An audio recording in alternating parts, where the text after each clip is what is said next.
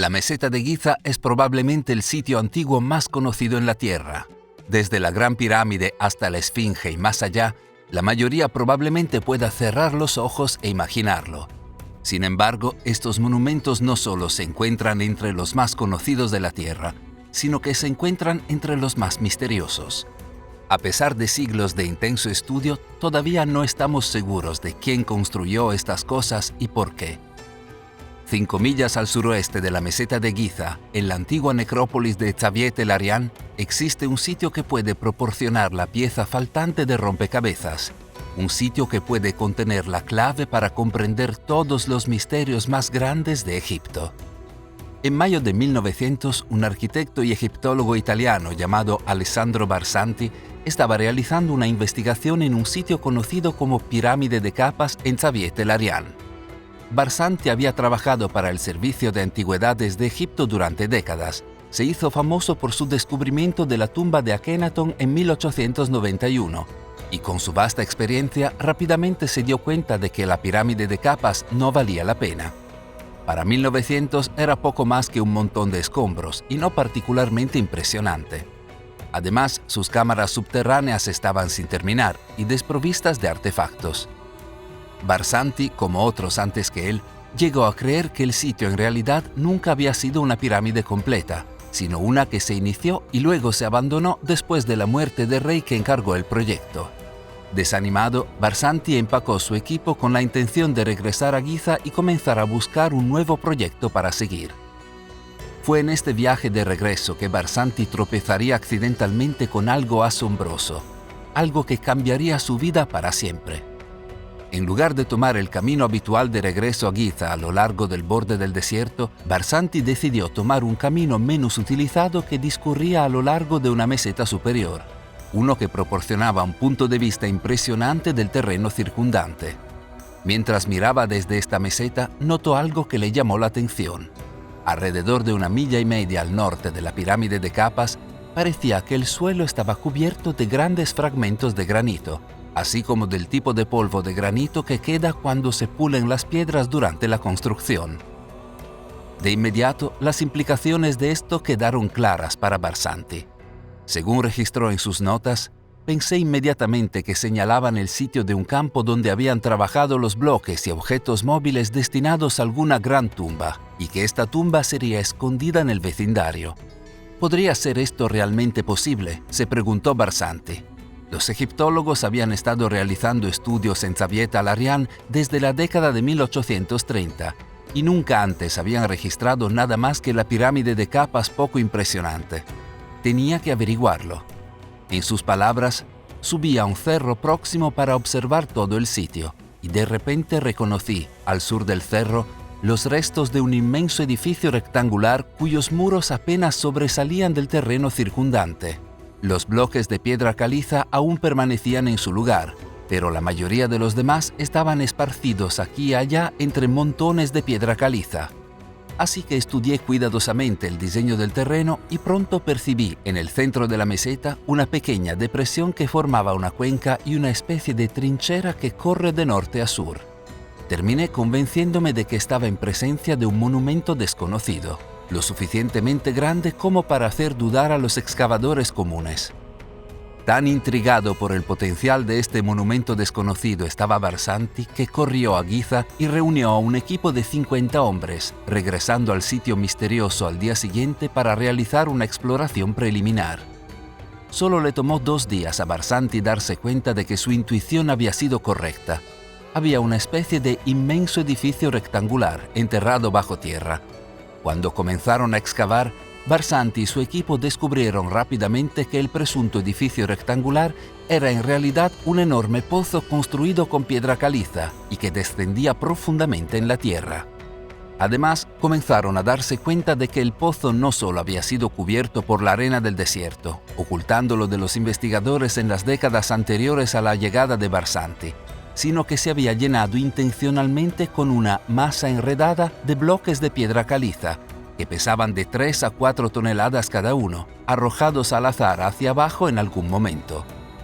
Lentamente, Barsanti y su equipo comenzaron el proceso de remover estos bloques, cavando más y más profundo en el hoyo mientras lo hacían. El trabajo fue lento y arduo, hasta que el 8 de diciembre descubrirían algo que no solo reavivaría su motivación, sino que cambiaría instantáneamente toda su percepción del sitio. A una profundidad de 21 metros se encontraron con un gran bloque de granito rosa que formaba parte de la pared. Esto era diferente a los bloques de piedra caliza que habían descubierto hasta ese momento. El granito rosa es mucho más valioso y mucho más difícil de trabajar. Los antiguos egipcios no lo usaban en cualquier cosa, lo que le indica a Barsanti que el sitio debe ser algo especial. Excavando más, el equipo encontró más bloques de granito rosa conectados con el primero, hasta que, en febrero de 1905, descubrieron un enorme bloque de granito rosa de 30 toneladas que parecía demarcar el fondo del pozo, formando la base de una especie de pavimento. Las décadas de experiencia de Barsanti le dijeron que este bloque era el hallazgo que había estado esperando, una indicación, creía él, de la entrada a un mundo subterráneo, uno seguramente lleno de tumbas y tesoros incalculables. Lo que hizo que esta posibilidad fuera particularmente emocionante para Barsanti fue que, hasta ese momento, no había podido determinar quién había construido el pozo misterioso. Durante la excavación, él y su equipo encontraron numerosas inscripciones talladas en las piedras que componían el sitio. Extrañamente, Barsanti y otros egiptólogos en Giza y El Cairo, a quienes Barsanti les había enviado bocetos, no habían podido descifrar el significado de estas inscripciones, y los eruditos no estaban de acuerdo con lo que significaban y a quién podían atribuirse. Con cada nueva inscripción descubierta, la controversia crecía. Si, como creía Barsanti, había cámaras subterráneas debajo del granito rosa, revelarían a los creadores de estas inscripciones y qué otros secretos podrían tener. Barsanti pretendía averiguarlo. Y así comenzó a intentar cavar debajo del piso del pozo, usando gatos y otra maquinaria para mover el bloque de granito de 30 toneladas y mirar debajo. Pero cuando lo hizo, lo que encontró fue otro enorme bloque de granito, y debajo de este otro, luego otro, apilados y cada uno unido con una ranura al bloque de arriba. ¿Pero por qué?, se preguntó Barsanti. ¿Por qué tomarse la molestia de apilar valioso granito rosa como este debajo de la tierra? Antes de que pudiera responder a esta pregunta, Barsanti y su equipo harían otro descubrimiento, uno que resultaría ser el más notable y enigmático de todo el sitio. Como escribió Barsanti, mientras continuaba esta búsqueda en el lado norte, casi en el centro del lado oeste, el 12 de marzo descubrí un objeto de una forma completamente nueva. Es una gran tina ovalada, hecha de granito rosa, pulido como un espejo, con una profundidad de 1,5 metros. Está labrado en uno de los 2 bloques del pavimento que ocupa el fondo del foso. Esta tina no solo era increíble por sí sola, con sus lados pulidos como espejos y su extraña forma ovalada, sino que, según observó Barsanti, parecía que alguien en el pasado había hecho todo lo posible para protegerla. En sus palabras, habían extendido sobre la tapa una capa de cal y sobre la cal un lecho grueso de arcilla bien extendida, que impedía por completo el contacto con los bloques de piedra caliza apilados sobre ella. Estos además habían sido colocados regularmente sobre la arcilla, uno al lado de otro, para encerrar la forma preciosa con una especie de protección aislante. ¿Por qué se hizo esto?, se preguntó Barsanti. ¿Qué importancia tenía la cuba que necesitaba tal protección? Creía que la respuesta debía estar contenida dentro de la cuba. No solo había sido cuidadosamente protegido todo, sino que estaba rematado por una tapa que ajustaba herméticamente, hecha de granito pulido de manera similar y sellada a la tina con yeso. Lentamente, Barsanti y su equipo quitaron la tapa, pero cuando la levantaron se sintieron decepcionados. El tanque de la tina estaba vacío. No contenía artefactos, ningún gran tesoro cuidadosamente protegido. En realidad no estaba completamente vacío. Según registró Barsanti, solo noté que las paredes laterales estaban revestidas con una banda negra de 10 centímetros de espesor. Probablemente es el depósito muy ligero de algún líquido encerrado en la cuba como ofrenda o libación, y que se habría evaporado con los años. Para Barsanti, este extraño depósito negro reveló la naturaleza inusual de la tina. Se ha planteado la hipótesis de que este tanque era un sarcófago sin usar, pero no lo creo. El cuidado con el que se protegió prueba que contenía algo, y el depósito negruzco indica la naturaleza de este contenido. Uno no se habría tomado la precaución de ocultarlo bajo una enorme masa de bloques si hubiera estado vacío en ese momento. Estaba claro que el misterio del pozo en Zavieta Larian se estaba volviendo más profundo, y Barsanti creía que tenía que resolverlo. La excavación continuó hasta que Barsanti y su equipo descubrieron un enorme bloque de granito rosa que se extendía de pared a pared directamente en el centro del pozo, que a Barsanti le pareció haber sido colocado allí como una especie de corcho en el suelo. Lo que esto significaba, Barsanti estaba seguro. En sus palabras, este enorme bloque con forma de corcho seguramente marcaba la entrada a los departamentos interiores ocultos bajo tierra. Mientras Barsanti continuaba con su trabajo, su búsqueda de estos apartamentos interiores, la noticia de sus hazañas se extendió por todo Egipto y por el mundo de la egiptología. Muchos se mostraron escépticos de que encontraría lo que buscaba, y en cambio eligieron creer que Barsanti estaba equivocado, que estaba perdiendo el toque, que de hecho el pozo en Zavieta Larian era poco más que los cimientos de una pirámide que nunca se había construido.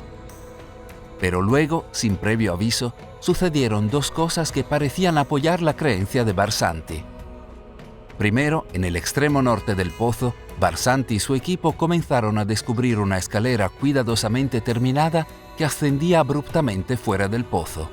Estas no eran el tipo de escaleras creadas para trabajadores. Los escalones eran demasiado empinados y demasiado bien terminados, pareciendo casi ceremoniales, del tipo que puede conducir a aposentos o cámaras interiores. A continuación, sucedió algo aún más increíble. El 31 de marzo de 1905 azotó una terrible tormenta que bombardeó el desierto con lluvias torrenciales y llenó la fosa con más de 3 metros de agua. Increíblemente, unas pocas horas después de la tormenta, el nivel del agua en el pozo bajó abruptamente 1 metro. Seguramente, afirmó Barsanti, esto se debería a que el agua se estaba filtrando hacia una especie de cámara subterránea, hacia los departamentos ocultos que creía que esperaban ser encontrados debajo del pozo. Esta fue toda la prueba que Barsanti necesitaba para validar su creencia, y prometió redoblar sus esfuerzos, llevándose casi a la locura con el deseo de descubrir qué había debajo. Inmediatamente, él y su equipo comenzaron a desgarrar el piso de granito rosa del pozo, intentando cavar toscamente la piedra en el suelo. Pero esto resultó ser extremadamente difícil. Los bloques eran enormes y pesados, y peor aún, estaban sellados con un mortero fuerte. Además, estaban entrelazados, como un rompecabezas, y mover uno significaba perturbar todo el conjunto. A fines de 1906, aún sin haber encontrado lo que había debajo del pozo en Zavieta Larian, Barsanti se quedó sin dinero, lo que le obligó a cerrar el trabajo y enviar su equipo a casa. Pero no se dio por vencido. Durante años buscó financiación adicional, afirmando a todos los que escucharían que estaba al borde de un descubrimiento sorprendente. Finalmente, en 1911, recibió su financiación y, casi 5 años después del día en que se fue, regresó para reanudar la excavación. Esta vez, Barsanti no anduvo con ligereza, ordenando a su equipo que quitara brutalmente los bloques de piedra caliza que componían el extremo este del pozo, cavando un túnel que permitiría remover más fácilmente el piso de granito rosa. Entre el peso de los bloques, el mortero parecido al cemento y el patrón entrelazado, el trabajo fue el más difícil que su equipo jamás había emprendido. Pero para Barsanti esto solo demostró su punto. Seguramente, quien quiera que haya construido el sitio se ha esforzado tanto para hacer que los bloques del piso fueran inamovibles, porque estaban destinados a ocultar un escondite. Seguramente los constructores habían tenido tanto cuidado en proteger algo. Desafortunadamente, el trabajo fue tan difícil que nuevamente Barsanti se quedó sin dinero antes de que pudiera resolver el misterio. Por segunda vez tendría que viajar por el mundo en busca de un nuevo benefactor.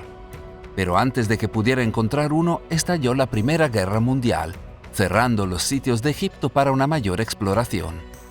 Luego, en 1917, Barsanti murió inesperadamente a la edad de 59 años. En lugar de continuar con el trabajo de Barsanti, los egiptólogos simplemente se olvidaron del sitio, dejando sin resolver el misterio de lo que había debajo. Con el paso de las décadas, la fosa se llenó lentamente de arena y se volvió ignorada, hasta la década de 1950, cuando el sitio fue elegido como escenario para la película de 1954, La Tierra de los Faraones. Para dejarlo listo para la película, se quitó la arena del pozo y se hizo que se viera como cuando se construyó por primera vez. Esto brindó la oportunidad de tomar impresionantes fotografías y vídeos del sitio por primera vez. Intrigados por las asombrosas tomas presentadas en la película, dos académicos italianos, Vito Maragioglio y Celeste Rinaldi, decidieron dirigirse al sitio e investigar más a fondo. Armados con las notas originales de Barsanti, intentarían finalmente continuar su trabajo. Sin embargo, cuando llegaron a principios de la década de 1960, descubrieron que nuevamente el pozo había comenzado a llenarse de arena, que tendría que ser removida antes de comenzar cualquier estudio serio. En consecuencia, lo que podían lograr en su corto tiempo en el sitio era limitado. Como escribieron en un informe sobre su trabajo, nuestro propio estudio y excavaciones de senderos solo pudieron ser superficiales y nos permitieron determinar solo algunos detalles de la superestructura rudimentaria. La razón por la que no pudieron ir más allá fue que en 1964 el gobierno egipcio restringió repentinamente el acceso al sitio, habiendo inesperadamente elegido Xavier Tellarian como el sitio para una nueva base militar. Maragioglio y Rinaldi fueron rápidamente expulsados y los investigadores nunca más volvieron a ver el misterioso pozo, cuyos secretos se perdieron en medio de los bungalows militares. La pregunta es, ¿por qué el ejército egipcio eligió a Xavier Tellarian como base y restringió el acceso a un sitio tan misterioso exactamente en el momento en que se renovó el interés en su misterio? Por supuesto, hoy en día, muchos egiptólogos de la corriente principal afirman que no hay ningún misterio por resolver, que el sitio en Xavier Tellarian no es más que una pirámide sin terminar. Su enorme pozo, simplemente los restos de los cimientos iniciados para esta pirámide. No les molesta que el acceso esté restringido porque creen que no queda nada por investigar. Sin embargo, como muchas de las proclamas de los principales egiptólogos, la afirmación de que el sitio en Xavier Tellarian es simplemente una pirámide sin terminar es un argumento con pocas pruebas y muchos agujeros obvios. Para empezar, la única persona que examinó oficialmente el sitio en persona, Alessandro Barsanti, quien, recuerda, era un egiptólogo respetado con décadas de experiencia, declaró explícitamente que no creía que fuera una pirámide sin terminar. Cabría preguntarse de dónde surgió la idea de que se trataba de una pirámide inacabada, sino de la persona que la estaba efectivamente examinando. Pero hay más que eso. Si el pozo era solo la base de una pirámide, ¿por qué su piso estaba hecho de enormes bloques de granito entrelazados unidos con un mortero fuerte, como un rompecabezas entrelazado diseñado para evitar su remoción? ¿Por qué tomarse la molestia de construir un piso tan asombroso y complejo si el pozo solo se iba a llenar con piedra caliza como parte de los cimientos de una pirámide? Además, ¿por qué usar granito rosa en primer lugar? Como ya se dijo, el granito rosa era extremadamente valioso y notoriamente difícil de trabajar. Además, para llegar a Xavier Tellarian, se tendría que haber traído granito rosa de una cantera en Asuán, a unos 930 kilómetros de distancia, flotado por el Nilo en enormes barcazas y luego arrastrado por kilómetros a través de la arena para llegar al sitio. Esto parece una increíble pérdida de tiempo, esfuerzo y dinero para algo que simplemente iba a ser enterrado. Si el pozo era una base piramidal, ¿por qué no usar simplemente piedra caliza? También está la cuestión de las inscripciones encontradas en el sitio. Si realmente no hay nada más que investigar, entonces, ¿por qué? Hasta el día de hoy, los egiptólogos no pueden llegar a un consenso sobre lo que significan las inscripciones y de dónde provienen. Y la tina ovalada, lo más misterioso de todo lo que Barsanti encontró durante su trabajo en el sitio. Si el pozo era la base de una pirámide, entonces, ¿para qué servía esta tina finamente elaborada? ¿Por qué fue tan intrincadamente tallada en un óvalo, que es mucho más difícil que construir que un rectángulo, pulido como un espejo, con una tapa perfectamente ajustada, si estaba destinada a ser cubierta, de protegerla con cal y arcilla e incrustarla en bloques entrelazados del piso para evitar que se desprenda. Además, ¿qué era el residuo negro que Barsanti había descubierto en su interior? ¿Qué había contenido esta misteriosa tina una vez?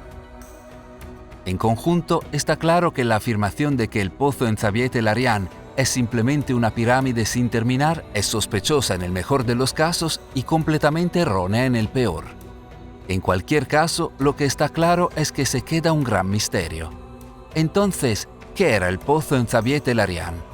En los tiempos modernos, algunos han comenzado a dar una respuesta, y comienza a 8 kilómetros de distancia, en la meseta de Giza. La Gran Pirámide de Giza permanece hasta el día de hoy como uno de los mayores misterios de la Tierra. A pesar de siglos de investigación, los científicos aún no están totalmente seguros de cómo se construyó o de su propósito. La sabiduría convencional dice que fue construida como una tumba para el faraón Khufu de la Cuarta Dinastía. Sin embargo, muchos han señalado que carece de las características que definen a otras tumbas en todo Egipto. Nunca se han encontrado restos humanos en su interior, ni artefactos, joyas, o el arte, o los artículos domésticos con los que sería enterrado un faraón sepultado para su uso en el más allá. Debido a que estos agujeros en la idea de la Gran Pirámide como tumba existen, a lo largo de los años han surgido muchas otras teorías que explican su propósito, desde un templo astrológico hasta un lugar para almacenar granos y más. Una de las teorías más sorprendentes de todas surgió en la década de 1960 gracias a un hombre llamado Edward Kunkel. En 1962, Kunkel publicó un libro titulado Pharaoh's Pump, que sacudió el mundo de la egiptología. En él argumentó que los pasajes y cámaras dentro y debajo de la Gran Pirámide eran los conductos y depósitos de una bomba de agua gigante que se habría utilizado para enviar agua al desierto para irrigar la tierra. Según Kunkel, la pirámide en realidad contenía dos bombas, una subterránea, representada por la misteriosa cámara subterránea de la pirámide, y la otra sobre el suelo en las cámaras media y superior. Juntas crearían dos corrientes que saldrían de la pirámide a través de pozos en los lados norte y sur. Como era de esperar, el trabajo de Kunkel provocó un gran escepticismo, no solo entre los egiptólogos, que rechazaron la teoría por completo, sino también entre los ingenieros, que señalaron que el diseño de Kunkel habría requerido la creación de un vacío, una serie de válvulas y algún tipo de combustible y cámara de combustión para impulsar la bomba. Sin embargo, al no estar sujetos a las mismas restricciones que la egiptología convencional, muchos ingenieros comenzaron a mirar más de cerca el trabajo de Kunkel y se dieron cuenta de que no carecía totalmente de mérito. Si bien el diseño de dos bombas de Kunkel probablemente no hubiera sido posible, algunos ingenieros notaron que una bomba de ariete en realidad podría tener sentido.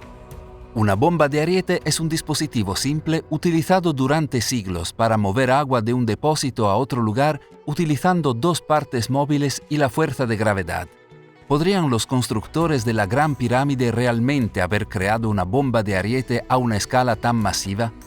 Con la posibilidad establecida, otros investigadores y académicos recogieron la idea, realizando un diseño teórico en el que la Gran Pirámide se alimentaba con agua del Nilo Occidental y el cercano lago Moeris, cada uno de los cuales se encontraba en una elevación más alta, haciéndolos, según investigadores, las fuentes perfectas para un sistema de agua alimentado por gravedad en la meseta de Giza.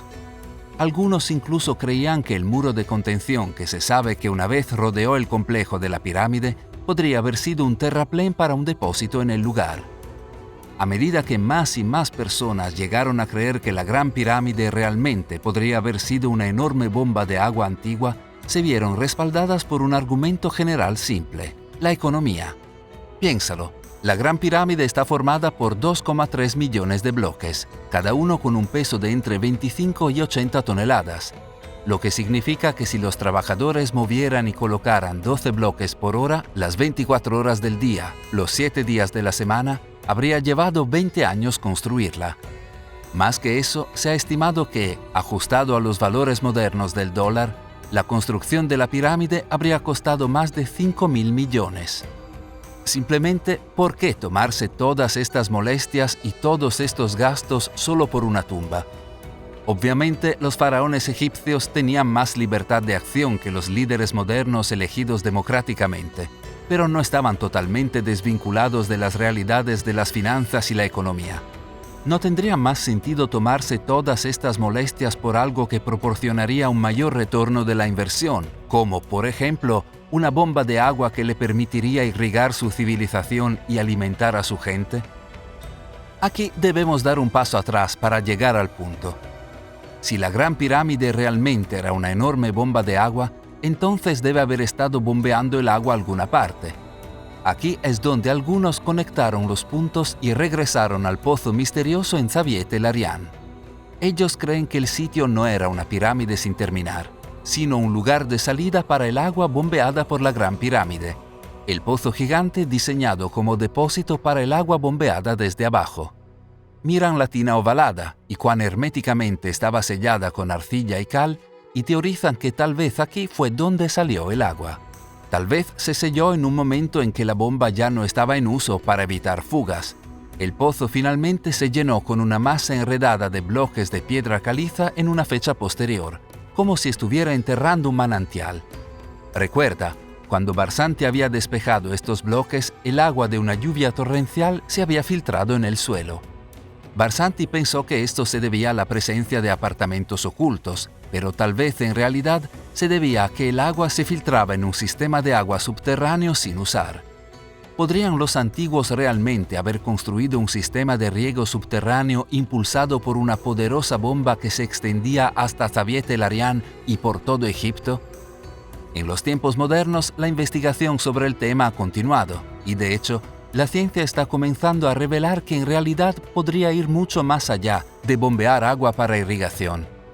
A principios de 1999, un ingeniero marino llamado John Cadman estaba examinando los estantes en una librería usada cuando se topó con una copia vieja y polvorienta de un libro muy inusual, escrito por un tal Edward Kunkel y titulado Pharaoh's Pump.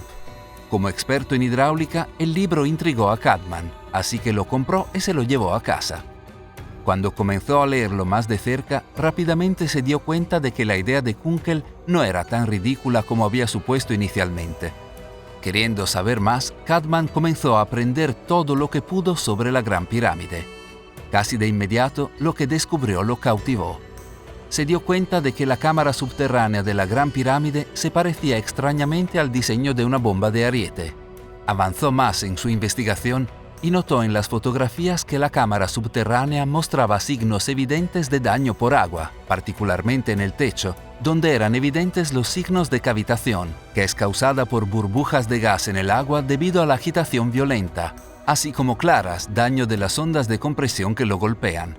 En otras palabras, no era solo que la cámara subterránea pudiera funcionar como una bomba de agua, sino que, según los ojos entrenados de Cadman, parecía que había funcionado como tal.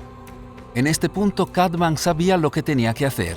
Debía aprovechar sus años de experiencia con la hidráulica y crear su propio modelo a escala de la pirámide y su cámara subterránea para ver si realmente funcionaría como una bomba de agua. En julio del 99 construyó su primer modelo, usando un río cercano como embalse. Desafortunadamente, el modelo no funcionó. Primero goteó, luego se agrietó y no pudo bombear agua como él esperaba. Pero Cadman no se rendiría tan fácilmente. Construyó otro modelo, luego otro, los cuales sufrieron el mismo destino que el primero. Pero en su cuarto intento hizo todo bien y, para deleite de Cadman, su bomba funcionó. Esto demostró a Cadman, sin lugar a dudas, que la Gran Pirámide podría haber funcionado como una bomba de agua gigante y que seguramente esto no fue por accidente. Estaba claro, afirmó, que los creadores de la cámara subterránea de la Gran Pirámide sabían exactamente lo que estaban haciendo.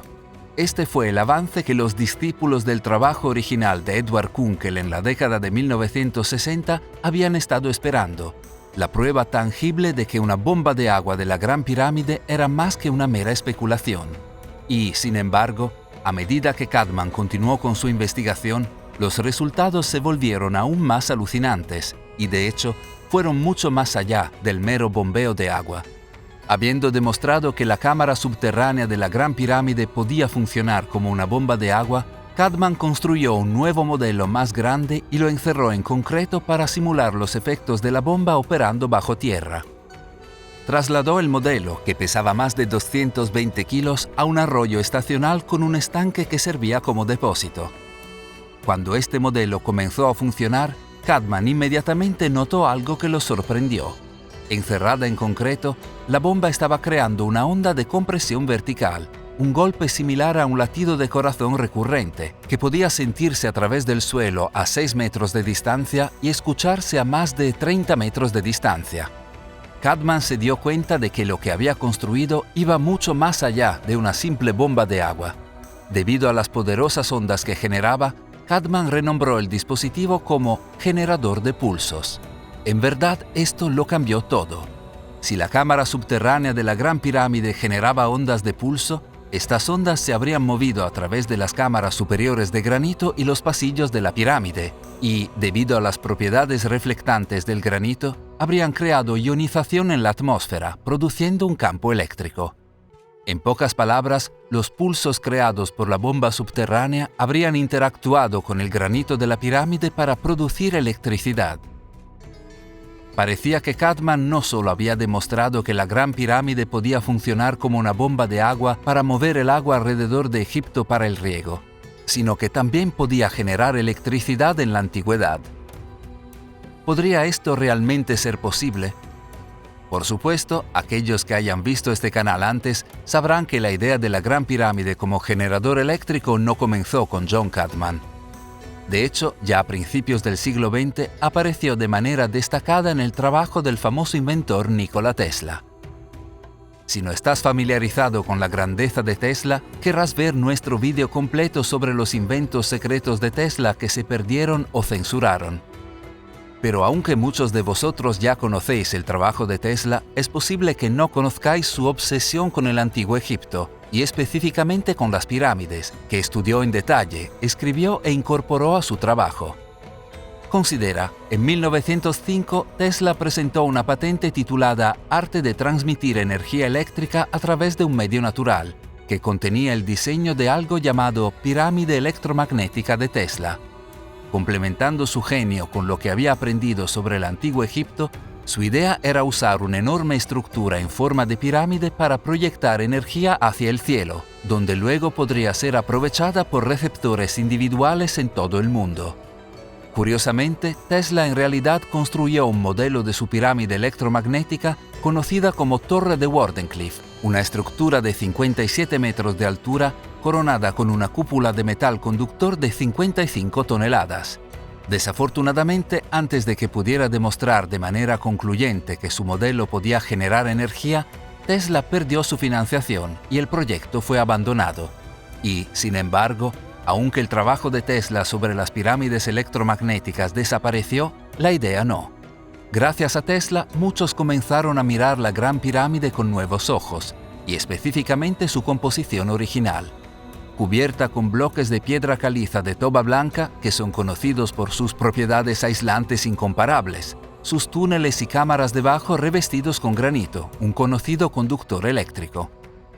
Simplemente, este habría sido el diseño perfecto si la intención fuera crear y utilizar electricidad. Pequeños canales de granito de conductividad eléctrica rodeados de aislamiento, no muy diferente a los cables de cobre revestidos de caucho en los dispositivos electrónicos modernos. Además, se sabe que la Gran Pirámide originalmente estaba rematada por una piedra angular de oro, uno de los materiales más conductores de electricidad en la Tierra, similar a cómo la Torre Wardenclyffe de Tesla estaba rematada con una bola de metal de 55 toneladas. En otras palabras, si la Gran Pirámide fue diseñada para la electricidad, sus constructores no podrían haberlo hecho mejor, y si no lo fue, bueno, en una coincidencia histórica accidentalmente tropezaron con el diseño perfecto. De hecho, la evidencia fue tan sugerente que la idea continuó desarrollándose en los tiempos modernos. Christopher Dunn es un ingeniero mecánico que ha trabajado durante más de medio siglo en los niveles más altos de la fabricación aeroespacial. En la década de 1970, Dunn comenzó a interesarse por los misterios de la Gran Pirámide de Giza. Al mismo tiempo que desempeñaba su trabajo diario en la industria aeroespacial, comenzó a dedicar su tiempo libre a investigar la Gran Pirámide desde la perspectiva de la ingeniería mecánica. Lento pero seguro, llegó a la conclusión de que había más en la pirámide de lo que parecía. En sus palabras, llegué a la conclusión de que con tal inversión de recursos y la extrema precisión que se construyó en el edificio, era un edificio que funcionaba como una máquina, y la máquina se usaba para aprovechar la energía de la Tierra. Así que se inspiró para investigar y descubrir cómo funcionaba esta máquina. Durante más de 20 años llevó a cabo esta investigación, convirtiéndose en un destacado experto en el tema, publicando decenas de artículos y apareciendo como una voz de confianza en la televisión convencional. En 1998, un año antes de los legendarios experimentos de John Cadman que probaron la capacidad eléctrica de la Gran Pirámide, Dan finalmente publicó su obra seminal. Titulado The Giza Power Plant, el libro describía meticulosamente un sistema en el que la Gran Pirámide extraía energía sísmica de la Tierra, produciendo electricidad en la cámara del rey mediante uso de hidrógeno creado por una reacción química en la cámara de la reina. El trabajo de Dan fue tan innovador que inspiró a investigadores de todo el mundo a seguir su ejemplo. Durante más de 2 décadas, la investigación ha continuado y ampliado, cada vez más sorprendente cada año. De hecho, más que nunca, la ciencia, y específicamente la ciencia convencional, está tomando en serio la idea de la Gran Pirámide como un generador eléctrico. De hecho, en 2018 se publicó un estudio en el prestigioso Journal of Applied Physics, que examinó la respuesta de la Gran Pirámide a las ondas de radio y concluyó que la pirámide podría, de hecho, concentrar energía electromagnética en sus cámaras internas y debajo de su base, pareciendo confirmar la investigación de Cadman y las ideas de Tesla. Luego, en 2019, los egiptólogos James Brown y J.J. Desiree Hurtak publicaron un nuevo libro titulado Giza's Industrial Complex, que se basó en el trabajo de Dan para sugerir que toda la meseta de Giza funcionaba como un sistema generador de energía. Según los autores, las estructuras alrededor y debajo de la meseta fueron diseñadas para activar un proceso sofisticado de división de agua, que permitiría utilizar hidrógeno como fuente de combustible. Como dicen en el libro, hay buena evidencia de que la Gran Pirámide era una gigantesca planta de procesamiento de agua para crear agua electrificada. Es indicativo de cuán lejos ha llegado la idea de la Gran Pirámide como un generador eléctrico que el libro y la idea no fueron descartados inmediatamente como ridículos. De hecho, en lugar de ser objeto de burlas, el libro ganó premios, incluido el prestigioso New York City Big Book Award. Nuevamente, ahora más que nunca, la ciencia dominante ve la posibilidad de que la Gran Pirámide sea un generador eléctrico como eminentemente posible. Con esto en mente, volvamos a donde empezamos, a Xavier Tellarian. ¿Podría el pozo en Xavier Tellarian haber estado conectado a la Gran Pirámide por pasajes subterráneos utilizados para mover agua, como muchos han sugerido, pero no con el propósito de irrigación, sino para mover agua electrificada utilizada para alimentar una civilización antigua, como propusieron Brown y Hurtak? Tal vez esto tenga algo que ver con el residuo negro encontrado en la tina ovalada del pozo por Barsanti. ¿Podría ser esto evidencia de algún tipo de combustión eléctrica o proceso químico? La tina pulida como un espejo, el lugar donde se generaba la electricidad. Tal vez por eso la investigación en el sitio se cerró tan abruptamente en 1964, por lo que ahora está encerrado dentro de una zona militar bien protegida.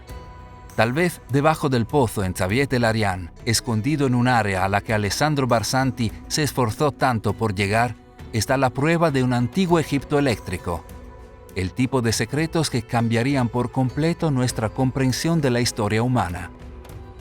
¿Quieres saber más sobre los secretos de Xavier Tellarian y la posibilidad de un antiguo Egipto eléctrico?